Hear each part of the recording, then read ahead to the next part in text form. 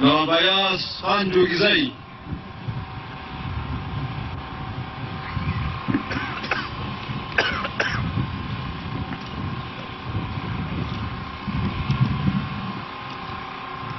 نحمده ونصلي على رسول الكريم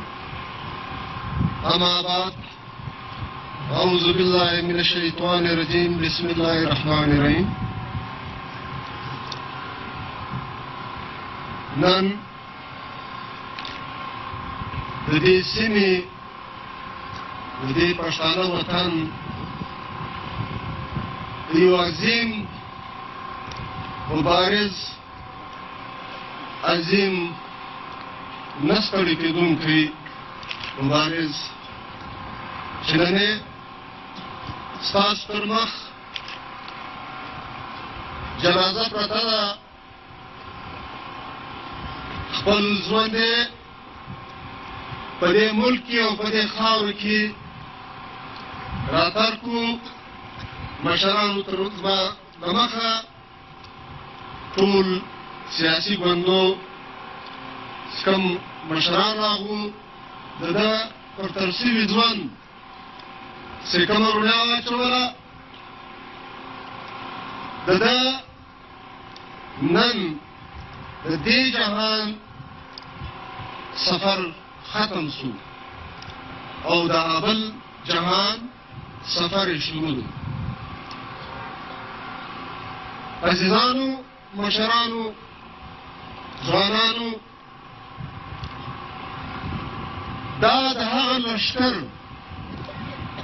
دا د هغه لښکر چې دلته مشران نومونه واخیستل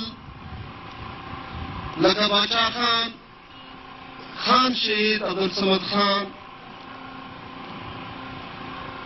میر غوث بخش بیزنجو میر ګل خان نصیر دغسې ډېر نومونه شته دا د هغه لښکر زه دا وایم چې آخري سپایي وو چې نن له ما او تا څخه هېر سو لاړو عزیزانو هغه وخت چې ډېر د تکلیف وخت وو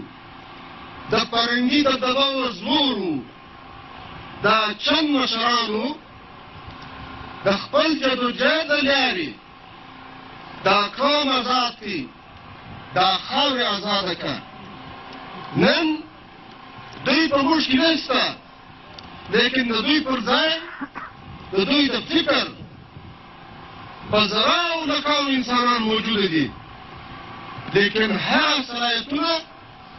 نشته پکې چې دا چند کسان کوم کار کوي د قوم لپاره نن د هغه پر ځای په لکاو پیروکاران شته لیکن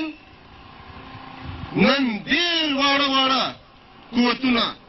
ډېر کمزوري قوتونه له هغې څخه موږ ځان نسو خلاصولی نن پر پښتانه وطن نن پر بلوچ وطن نن پر ټول محکومه قومو باندې نن څه حال روان دی نن ستا پر وطن توره تیاره ده نن ستا پر وطن خلک لالږي نن ستا پر وطن بمبارۍ کېږي څه اسباب دي کومه وجه ده چې سپایان هم ډېر سوي دي پیروکاران هم ډېر سوي دي د هغه فکر خلک هم ډېر سوي دي لیکن نن ما او تا پر شا روان یو نن زما او ستا پر وطن د بل قبضه ده نن زما او ستا پر وسایل د بل قبضه ده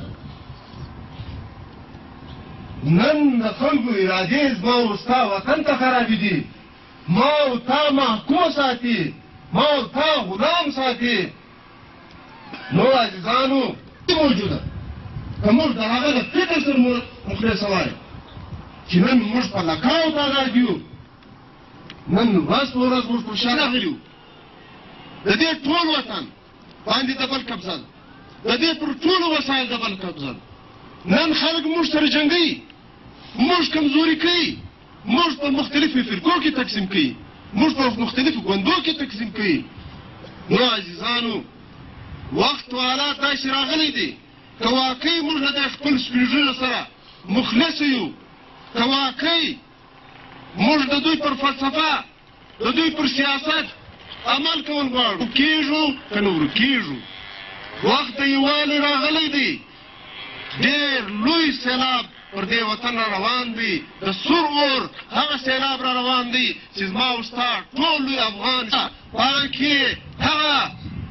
شملور پښتانه مشران پښتانه قومي مشران دا ټول له منځه یوړل نن هغه اور زما او ستا پر وطن څوکه څوکه را روان دی د دې اوره